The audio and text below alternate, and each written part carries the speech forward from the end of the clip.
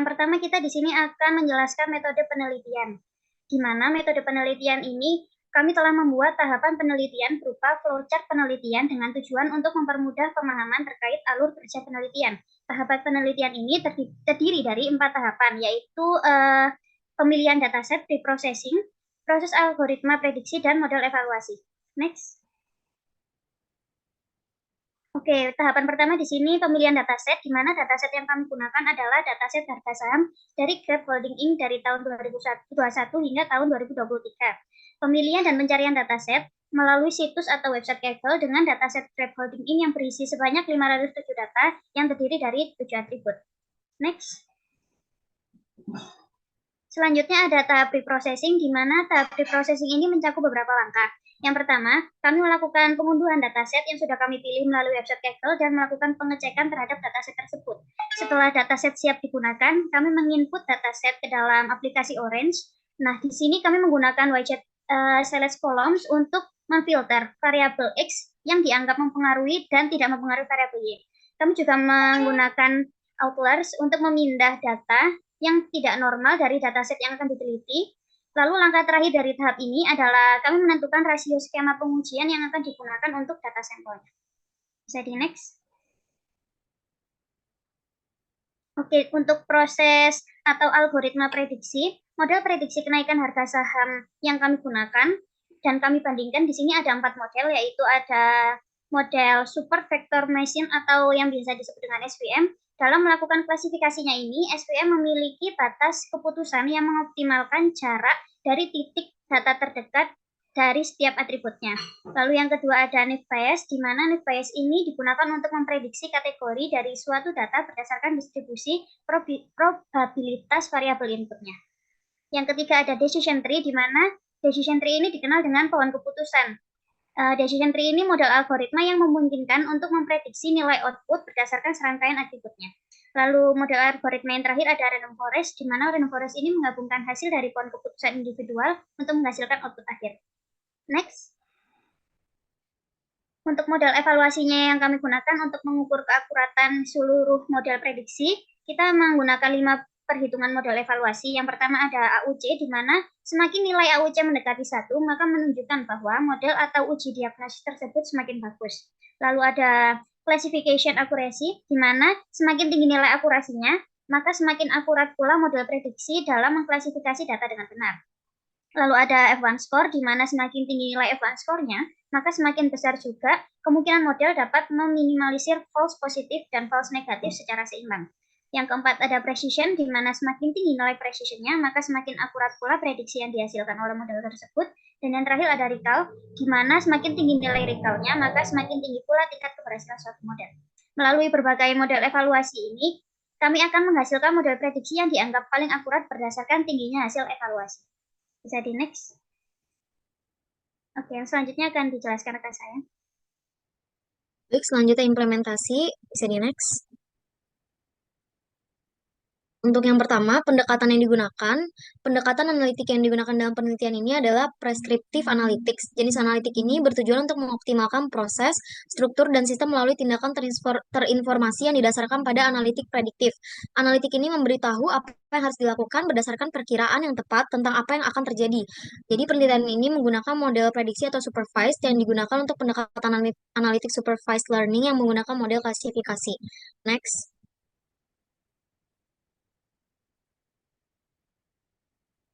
Jadi, ini merupakan workflow Orange Data Mining yang sudah kelompok kami buat. Jadi, untuk tahapan programnya dimulai dari file, pada file masukkan dataset yang sudah disiapkan, lalu untuk melihat isi dataset dalam bentuk tabel, melakukan peninjauan awal dan digunakan atribut data table. Lalu pada select columns, variabel yang dinilai mempengaruhi harga saham itu dikelompokkan. Lalu pada atribut outliers digunakan untuk menghapus data yang dinilai tidak normal agar tidak merusak data penelitian yang lain. Lalu pada data sampler ditentukan berapa data yang akan dilatih dan berapa data yang akan diuji. Dan data latih itu isinya 80% data latih, sedangkan isi data uji sisanya yaitu 20%. Model klasifikasi yang digunakan adalah 4 model klasifikasi, yaitu SVM atau Super Vector Machine, Naive Bayes, Decision Tree, dan Random Forest. Nah, SVM itu merupakan sekumpulan metode supervised learning yang membuat hyperlink atau sekumpulan hyperlink pada proses klasifikasi, regresi, dan outliers detection. Salah satu penggunaannya adalah dalam mengelompokkan teks dan hypertext. Kelebihannya itu bisa efektif pada high dimensional space, lalu efektif dalam kasus dengan jumlah dimensi yang lebih banyak daripada jumlah sampelnya, dan menggunakan subset titik pelatihan sehingga lebih memori efisien. Lalu yang kedua, model Naive Bayes merupakan klasifikasi model statistik yang digunakan untuk menghitung peluang dari satu kelas yang memiliki masing-masing kelompok atribut yang ada dan menentukan kelas yang mana paling optimal. Nah, Naive Bayes ini merupakan salah satu algoritma data mining yang penggunaannya mudah serta pemrosesannya juga memiliki waktu yang cepat serta mudah diimplementasikan dengan struktur yang cukup sederhana dan tingkat efektivitas yang tinggi. Lalu ada model decision tree, itu merupakan proses rekursif dari binary tree dalam membagi dataset sampai tersisa simpul daun yang sederhana yaitu data dengan satu tipe golongan. Model ini digunakan untuk pengenalan pola dan termasuk pengenalan pola secara statistik serta untuk prediksi hasil. Dan decision tree regression ini bekerja dengan cara menguraikan proses pengambilan keputusan dari kompleks menjadi lebih sederhana dan bisa mengelompokkan data yang akan digunakan dalam pemecahan masalah. Lalu untuk model random forest merupakan bentuk ensemble learning yang berarti menggabungkan beberapa model prediktif yang lebih sederhana untuk mencapai prediksi yang lebih akurat dan stabil. Metode ini merupakan sebuah kumpulan metode pembelajaran menggunakan pohon keputusan sebagai base classifier yang dibangun dan dikombinasikan. Ada pun beberapa aspek yang penting dalam random forest itu diantaranya melakukan bootstrap sampling untuk membangun pohon prediksi, masing-masing pohon keputusan prediksi dengan prediktor acak, dan random forest sendiri melakukan prediksi dengan mengkombinasikan hasil dari setiap pohon keputusan dengan cara majority for untuk klasifikasi dan juga rata-rata untuk regresi. Dan random forest ini dapat dibangun menggunakan bagging dengan pemilihan atribut acak. Lalu setelahnya menambahkan test and score yaitu cross validation untuk mengukur atau mengestimasi akurasi. Atribut test and score ada pada kelompok widget evaluate. Dengan melihat hasil pada test and score dapat diketahui hasil perbandingan dari ketiga model algoritma yang digunakan. Untuk melihat data test and score dalam bentuk tabel, maka menggunakan atribut data hasil test and score. Atribut predictions berisi hasil dari 20% data uji yang sudah diolah. Confusion matrix hasil dari model klasifikasi yang dinilai paling akurat. Lalu untuk melihat data hasil prediksi dalam bentuk tabel, maka digunakan atribut data hasil prediksi. Sedangkan atribut distributions untuk melihat pendistribusiannya. Lalu pada hasil prediction data uji akan ditampilkan hasil prediksi dari 4 model yang sebelumnya telah dipilih. Untuk menentukan metode yang terbaik alias paling akurat adalah diukur dengan melihat nilai area under the curve atau AUC, classification accuracy atau CA, F1, precision, dan recall. Tiap model prediksi menghasilkan nilai evaluasi yang berbeda-beda, dan yang paling mendekati angka 1 dari masing-masing model itu dianggap memiliki tingkat akurasi yang paling tinggi. Next. Baik, selanjutnya akan dilanjutkan oleh rekan saya.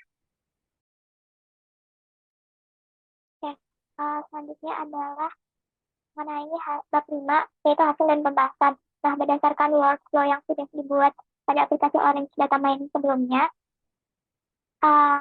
terdapat 4 model prediksi yang diuji, dan diantaranya yaitu tadi ada FBM, Naive Bayes, Decision Tree, dan Random Forest. Nah, proses perhitungan keakuratan keempat model pada Orange Data Mining dapat dilihat melalui widget test and score untuk data latih dan widget prediction untuk data uji, di mana kami menggunakan hasil pengujian 80 banding 20 dengan pembagian 374 data termasuk data latih, training set, dan 93 data termasuk data uji. Dari evaluasi data training tersebut diperoleh hasil rata-rata akurasi model sebagai berikut, yaitu yang pertama random forest sebesar 57,8%, yang kedua decision tree 55,4%, yang ketiga ada SVM sebesar 52%, dan Naive Bayes sebesar 57,8%. Nah, di sini terdapat kesamaan hasil rata-rata akurasi antara model random forest dan Naive Bayes. Nah, di sini dapat dibedakan bahwa berdasarkan hasil evaluasi CA atau classification accuracy, model Naive Bayes ini memiliki nilai yang lebih tinggi dibandingkan random forest, di mana classification accuracy atau CA menunjukkan seberapa akurat sistem dalam mengklasifikasi dengan benar dari keseluruhan data. Nah, jadi dapat disimpulkan bahwa model prediksi terbaik untuk memprediksi kenaikan harga saham yaitu model Naive Bayes dengan tingkat akurasi sebesar 57,8%. Itu di next. Oke, yang kedua ada hasil output dari data uji. Nah, berikut adalah hasil dari widget prediction pada Orange Data Mining. Nah, pada tahap ini ditampilkan hasil prediksi dari keempat model sebelumnya yang sudah dipilih, dan di mana hasil prediksi tersebut merupakan prediksi dari data uji penelitian yang terdiri dari 93 data dan 5 fitur atau sebesar 20% dari keseluruhan data. Nah, pada hasil tersebut diprediksi akurasi data uji diperoleh rata-rata tingkat akurasi sebagai berikut, yaitu yang pertama, Naive Bayes sebesar 56,9%, Random Forest sebesar 56,2%, SVM 54,20%, dan Decision Tree sebesar 52,66%. Nah, sehingga dapat disimpulkan bahwa menurut hasil prediksi dari data uji, model yang mempunyai akurasi prediksi paling tinggi yaitu Naive Bayes dengan tingkat rata-rata akurasi sebesar 56,90%, sama dengan tadi hasil dari evaluasi data training. Jadi next. Yang selanjutnya ada output dari confusion metric. Nah, setelah dilakukan prediksi, tahap selanjutnya kami menambahkan widget confusion metric pada workflow, di mana confusion metric ini digunakan untuk membandingkan kesalahan klasifikasi yang terjadi dalam model penelitian. Nah, dari hasil confusion metric tersebut diperoleh bahwa model Naive Bayes yang merupakan model prediksi terbaik dapat memprediksi 53 kali dan benar terjadi secara aktual, yaitu dengan demikian 30 kali harga saham turun atau ditunjukkan dengan nilai 0 dan 21 kali harga saham naik atau ditunjukkan dengan nilai 1 dalam periode 2021 sampai 2023, atau dapat disebutkan bahwa menurut output dari Naive Bayes dari widget confusion metric ini, model Naive Bayes memiliki tingkat akurasi prediksi sebesar 56,99%. Jadi next. Ya, untuk bab selanjutnya kan dijelaskan untuk saya. Baik, boleh di next.